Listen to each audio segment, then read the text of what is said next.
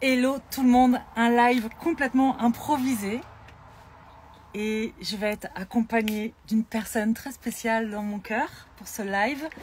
On va parler de sortir des sentiers battus. Je vais vous laisser arriver. Salut tout le monde, comment est-ce que vous allez? On se retrouve aujourd'hui en live, c'était pas du tout prévu, mais j'étais en discussion avec ma petite sœur. Et pendant qu'on était en train d'échanger, là, toutes les deux, je lui disais, mais c'est pas possible, en fait, cette discussion, faut qu'on la partage. Faut qu'on la partage. Ma petite sœur est actuellement en voyage avec sa famille, avec son mari et son fils au Vietnam. Et voilà, il y avait plein de questions qui émergeaient, plein de remises en question aussi. Le Vietnam est un pays très particulier pour nous, pour elle et moi et mes autres petites sœurs, puisque c'est une partie de notre histoire, une partie de nos racines. Et voilà, donc elle est partie pour la première fois visiter le Vietnam. Il se passe plein de choses pour elle, et notamment elle sort des sentiers battus. Alors bien sûr, l'idée c'est pas de vous parler de voyage, mais plutôt de tout ce qu'on peut s'imposer parfois. Quand on se met la pression en se disant il faut absolument que je fasse ça pour que ça ait du sens, plutôt que de s'écouter complètement. Voilà, donc j'avais envie de partager cette discussion avec vous et je vais l'inviter là, elle va être avec moi. Alors ma petite sœur, elle s'appelle Amour.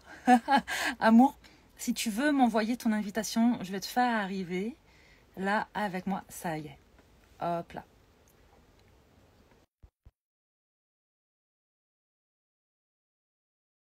Je vais passer.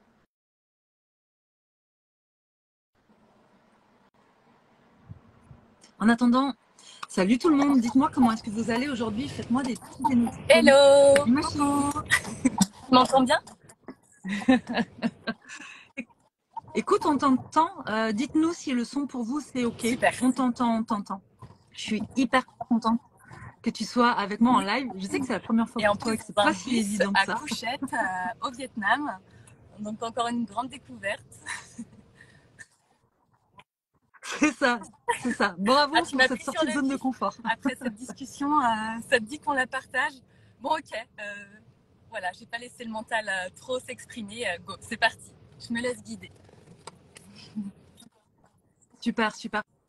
Est-ce que tu voudrais nous dire, tu sais, tu te souviens de quoi est partie cette discussion? Ouais, elle est partie des grosses interrogations que j'ai eues, notamment hier soir. Je me suis couchée avec beaucoup d'anxiété en me disant mon Dieu, Amour, tu n'as pas préparé ce voyage comme d'habitude. Voilà, comme tu le sais, j'ai voyagé avec mon compagnon et mon fils pendant quelques mois en camping-car. Et à la fin de ce grand périple intérieur et extérieur, j'ai dit à mon compagnon, je vais aller au Vietnam. Je vais découvrir mes racines. Et comme d'habitude, je n'ai rien préparé. Et surtout que j'ai dit à mon compagnon Thibaut, je prépare, c'est le Vietnam, c'est moi qui m'occupe de tout. Sauf que je n'ai rien préparé puisque c'est ma façon de faire. Et je suis aussi quelqu'un de très intuitive et je me laisse porter au fil du temps par mes envies, par mes inspirations, par mon rythme et celui de mon fils et de mon compagnon. Et en fait, hier soir, grosse angoisse là, dans le thorax en disant mon Dieu, mais ça fait déjà une semaine que vous êtes au Vietnam, vous rentrez dans 15 jours en France. Tu vas gâcher tout ça en n'ayant rien préparé, en étant dans l'immobilité et en te la coulant douce. Donc beaucoup de tension dans le corps et ce matin, voilà, j'étais beaucoup dans le brouillard et j'ai ressenti ce besoin de me confier à ma grande sœur qui, voilà, t'es déjà passée par pas mal de voyages intérieurs et extérieurs et voilà, j'ai vraiment ressenti ce besoin de déposer ça parce qu'à un moment j'étais dans l'action en me disant il faut aller un peu plus au sud, au nord et je sentais que ça ne vibrait pas dans mon corps. Yes, carrément. Et en fait, j'en parlais moi aussi là sur Instagram de tous ces trucs qu'on s'imagine faire, de cette pression qu'on peut se mettre parce qu'on finit par se juger. On a des attentes parfois de nous et là, c'était effectivement ce que tu traversais entre ce que tu ressens dans ton corps qui était plutôt j'ai envie de m'ancrer, j'ai envie de profiter de ce voyage pleinement. Et en fait, le pleinement, c'est pas forcément tout faire et faire 36 000 choses. Le pleinement, ça peut être juste, j'ai les pieds bien ancrés au sol, et c'est ce que je te disais, Et je pense que ce voyage au Vietnam, effectivement, je l'ai vécu aussi. Il est tout particulier pour nous parce que on a une histoire du côté de notre famille vietnamienne qui est très particulière, qui est assez douloureuse, qui est empreinte de la guerre, de violence aussi sexuelle et tout ça. Enfin bon, bref, de mort. Et c'est déjà tellement puissant, fort, intense que je crois qu'il n'y a pas vraiment de pression en plus à s'ajouter, si ce n'est de le vivre tout simplement et pleinement. Puis je crois aussi que tu as une seconde pression parce que tu es maman. Il y a votre enfant qui est avec vous et tu me partageais aussi le fait que même si toi tu sens que la manière dont tu fais les choses, dont vous faites les choses, c'est juste, il y a peut-être aussi une crainte du jugement en tant que parent, de voyager de cette manière-là avec un enfant. Notamment une situation bien qui illustre bien ce que tu viens de dire et ce qu'on s'est partagé. Voilà, on a décidé d'aller dans un parc national à 4 heures de Ho Chi Minh, là où on se trouve. Donc la veille pour le lendemain, je cherche un peu sur mon livre de guide et sur Internet comment s'y rendre. Donc voilà, je vois une gare routière d'indiquer et je cherche l'adresse et on a beaucoup de mal à trouver dans cette grande ville. Voilà. Toute l'après-midi, on se met à chercher. Donc, chargé comme des bourriques avec notre fils qui, malgré tout, s'adapte très bien. Donc, grande victoire de pouvoir trouver, de demander de l'aide, de sortir de notre zone de confort, parce que c'est aussi pour ça qu'on voulait aussi voyager, et notamment aussi au Vietnam. Et après, c'est vrai que voilà, j'ai fait quelques partages avec des amis et ça suscite aussi des gros questionnements sur le manque d'organisation et le fait que ça ne soit pas carré. Et depuis qu'on a voyagé, de toute façon, je pense que ça suscite aussi beaucoup de questionnements sur le fait qu'il n'y ait pas de stabilité matérielle. Et ça passe aussi par l'organisation et le manque d'organisation. Et comme je te le partageais hier, il y avait une sorte de culpabilité ou de mouvement intérieur qui me disait mais oh là là, mais qu'est-ce que vous êtes en train de faire? Mais à l'intérieur, au moment où ça s'est passé, comme de nombreuses situations, comme le fait que l'hôtel qu'on avait réservé, il n'y a plus notre place et qu'on se mette à faire plein de kilomètres pour trouver un taxi pour aller dans un autre endroit, tout ça, ça participe vraiment à un apprentissage de qu'on ne maîtrise peut-être pas tout, mais qu'il y a toujours des solutions et que peut-être ce qui nous attend plus tard, ça sera encore mieux parce que ça sera en lien avec une vibration particulière du moment présent et ce qui nous convient le mieux en fait. Et finalement, dans ces événements-là, on s'est rendu compte que c'était la surprise de dire on a réussi malgré tout et en plus, ça a sa place en fait. C'est super intéressant. Il y a un truc que tu m'as partagé qui était très intéressant aussi à propos de ça, c'est que tu me disais, sans rentrer trop dans les détails et dans l'intime, mais tu me disais qu'il y avait une de tes amies qui te disait waouh, c'est courageux de faire les choses à l'arrache parce qu'elle a besoin que ce soit carré.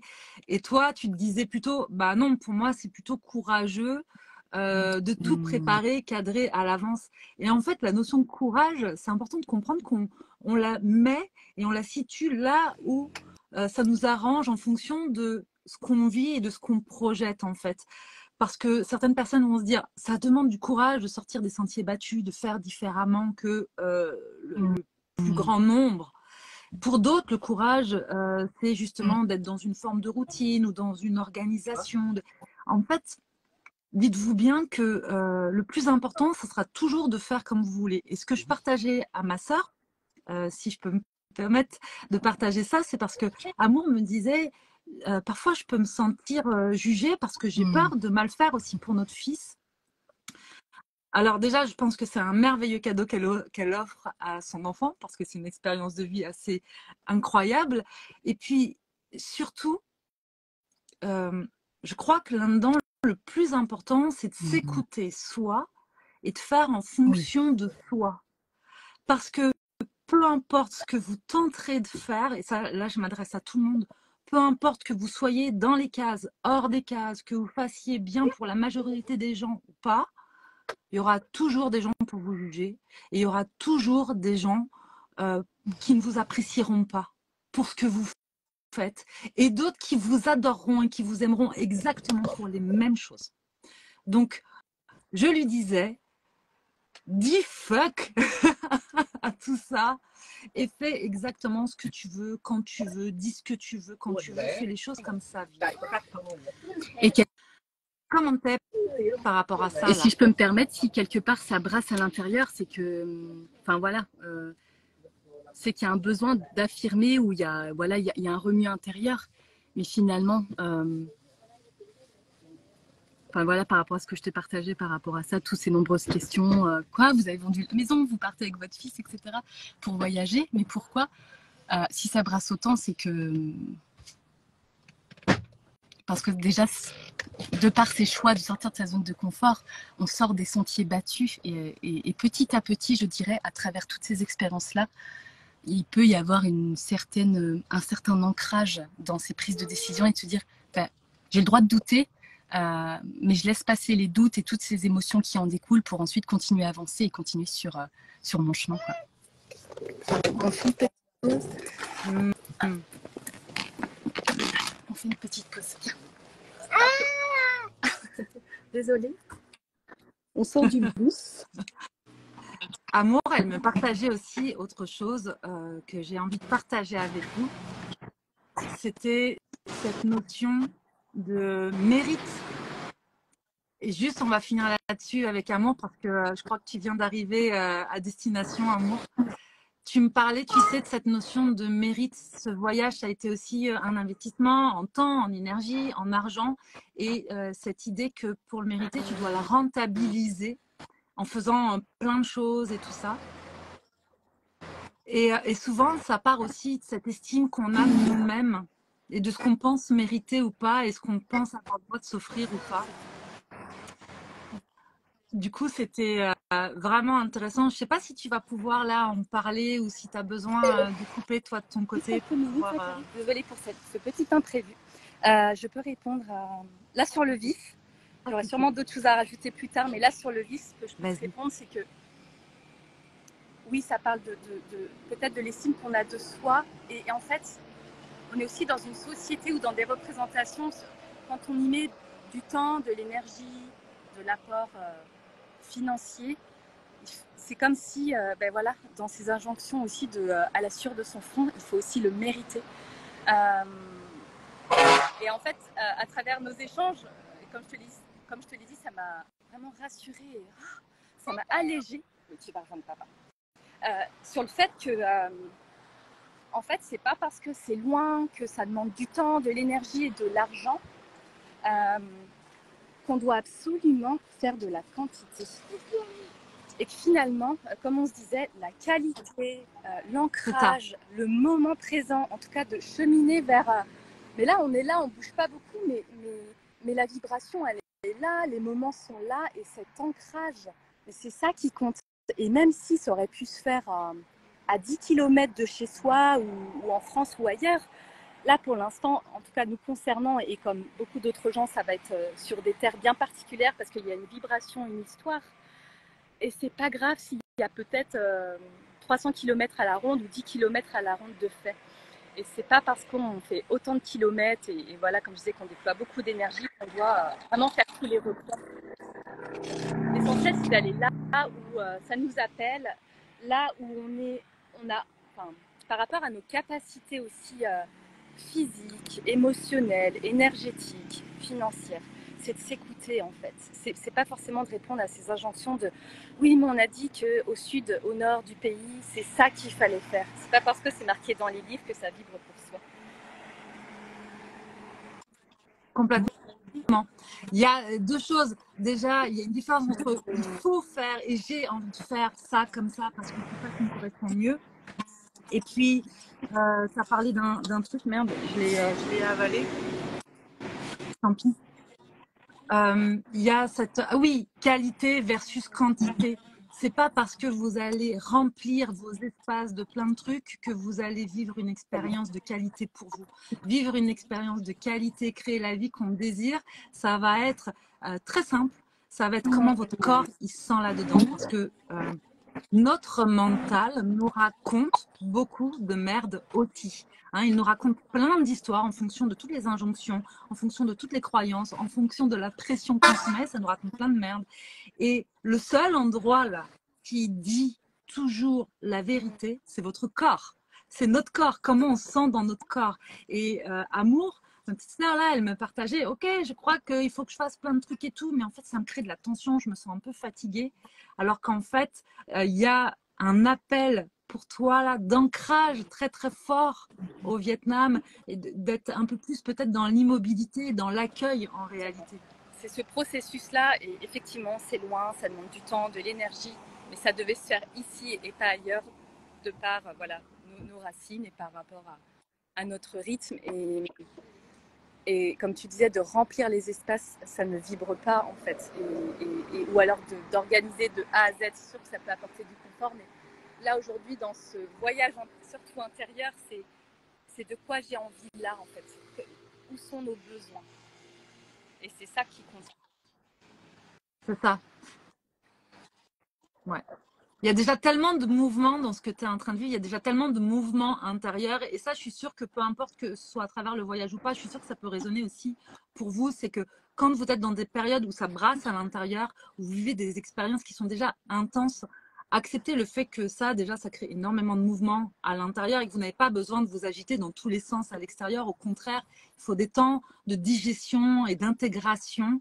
Et je partageais aussi autre chose avec ma sœur, c'est qu'on n'a pas besoin non plus de tout comprendre à l'instant T et de trouver du sens à tout ce qui est en train de nous traverser tout de suite. Il y a aussi un temps pour vivre, pour se laisser traverser par ce qu'on est en train de vivre. Et puis, il y a un temps ensuite d'intégration. Et après, un temps où parfois on peut poser les mots. On n'est pas obligé de le faire tout de suite. Et ça, c'est vraiment le message que j'avais envie de... Merci, ma sœur, parce que tu as été une vraie source d'inspiration là aussi sur ces 2 jours à travers les discussions. Ça m'a beaucoup inspiré par rapport même au challenge là, tu vois, donc créer la vie qu'on désire et te voir faire. Je suis tellement fière de toi, de ce que tu es en train de faire et je trouve que c'est beau ce que tu expérimentes. Ça brasse, mais quelque part, c'est ça en fait dont je me souviendrai avec ma famille de ce voyage, c'est ce qui s'est passé à l'intérieur. Et c'est pas le nombre de kilomètres dans un pays ou ailleurs qui compte, c'est vraiment l'accueil de ce qui se passe dans le moment. Dans l'accueil et dans le corps, comme tu disais, dans le cœur, dans le corps, et pas forcément dans la tête. Parce qu'elle nous raconte beaucoup de choses. Elle est utile, c'est clair, mais elle nous raconte aussi beaucoup de... Elle nous amène vers des chemins qui sont pas toujours judicieux. Donc, comment combiner avec le corps et la tête? Ouais, c'est ça. Ça se fait mieux. Hmm. En tout cas, merci pour merci pour tes partages. et pour cette expérience sur le vif qui est totalement inconnue. Je me suis sentie en sécurité à tes côtés. Un beau prolongement de la discussion, des discussions qu'on a eues depuis hier. C'est vraiment chouette. Super. Merci beaucoup, ma chérie. Je vais te libérer de ton temps là, pour que tu puisses vivre ton expérience. Sur les routes. Ouais. Je t'embrasse très fort. Merci à tous pour votre attention, votre écoute. Je t'aime. Je t'aime, mon poulet, je t'aime. J'avais vraiment envie de partager cette discussion avec vous parce que toute expérience apporte un enseignement en fait, et l'expérience de ma petite sœur là, ça apporte aussi un enseignement à elle, à moi. On peut aussi s'inspirer de tellement de choses.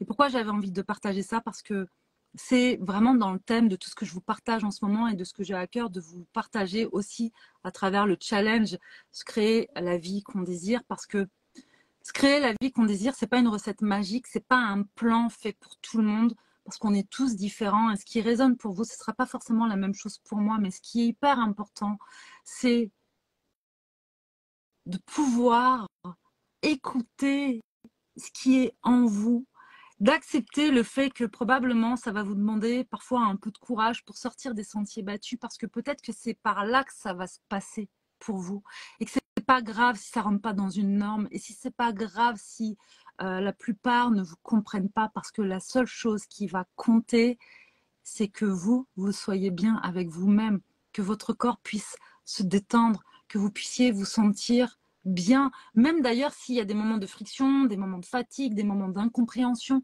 mais que vous puissiez accepter d'expérimenter. En fait, ma sœur, ce qu'elle est en train de faire là, elle est en train d'expérimenter à travers le voyage, à travers un voyage à travers nos racines, elle est en train d'expérimenter le voyage, mais surtout, elle est en train d'expérimenter des parts d'elle-même. Et tout ce qu'on vit à l'extérieur, que ce soit dans la relation, le voyage, le travail, l'amour, l'amitié et tout ça ne nous conduit qu'à un seul et unique endroit, c'est vers nous-mêmes. Quand on expérimente la relation à l'autre, en réalité, on expérimente la relation à soi-même. Comment on se sent là-dedans? Qu'est-ce qui est bon pour nous là-dedans? Qu'est-ce qui est encore un peu tendu là-dedans? Et c'était important pour moi parce que de partager ça avec vous, parce que je trouve qu'on perd tellement de temps et d'énergie à se mettre une putain de pression, j'ai pas d'autres mots, mais à se mettre cette putain de pression sur ce qu'on croit qu'on devrait faire ou être ou dire, alors que c'est pas du tout de notre nature. La seule chose qu'on a à faire, c'est de pouvoir enlever les couches de l'oignon. Et quand on pèle un oignon, on pleure, ça pique les yeux et tout ça. Mais quand on finit par le cuisiner, mon Dieu, mais c'est tellement bon. Et en fait, c'est ça aussi avec nous. On enlève les plures de l'oignon pour pouvoir, non pas euh, devenir quelque chose qui n'existe pas déjà en nous en réalité. C'est juste pour pouvoir mettre en lumière notre nature profonde, qui on est réellement à l'intérieur en fait. Et le qui on est, c'est pas rentrer dans des cases spécifiques. Le qui on est, c'est l'endroit qui correspond à nos valeurs. C'est l'endroit où on sent un amour pour nous-mêmes et le monde qui nous entoure. C'est l'endroit où on se permet de dire fuck quand on n'en peut plus. C'est l'endroit où on se permet de s'offrir ce dont on a besoin au moment où on en a besoin. Voilà, voilà ce que j'avais envie de partager avec vous, avec beaucoup d'amour. Alors du coup, avec cette pression, on ne fait pas toujours les bons choix pour soi. Non, c'est clair, c'est clair. Par exemple, là, dans l'exemple de ma sœur, ce qui était alors drôle, si je peux dire, c'est que au moment où elle me partage le fait qu'elle se met beaucoup de pression pour faire plein de choses, pour avoir la sensation d'avoir honoré son voyage et rentabilisé son voyage, elle me dit parce que j'ai peur de regretter.